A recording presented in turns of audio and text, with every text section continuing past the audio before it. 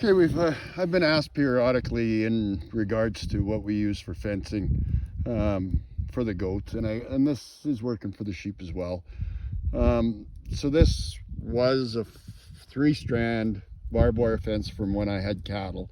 So what I did was I just changed the locations of the wires. I added 2 wires down low. Now when we originally did this, we did 4 inches off the ground. That's too low. Uneven ground, mole hills, gopher hills, that causes issues with that bottom wire. But 6 inches is probably about ideal. And then another 6. Then your barbed wire is the way we did it. So 2 hots, then the barbed wire, which is actually a ground, then another hot, and then a ground, which is another barbed wire. Now, when we first built this, there was supposed to be another wire in between this one and the top wire so that we'd have 7 wires. It never got done.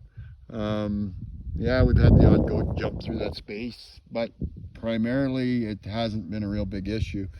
Now, I've got a meter here, and it's vital to have one of these digital meters that'll tell you a fault, and this isn't going to read the best. So if you look at it, it's telling me that there's a 6 amp fault to the left of me, and right now we've got 4.5 kilovolt. 4.5 kilovolt isn't enough, but I think our problem here is we're in sandy soil where my ground rods are, and there's 4 of them, and a ground plate is dry and needs to be watered. So we're going to try that, because everywhere else on the fence other than where the green grass is touching, and that'll be what my 6 amp fault is the grass. And that'll dry. As the power goes through, it'll burn that off. That's not the end of the world. So that's what we do. It works well. We could probably get away with less wires now if they're all hot, or if it's a good year and you're getting good juice through it.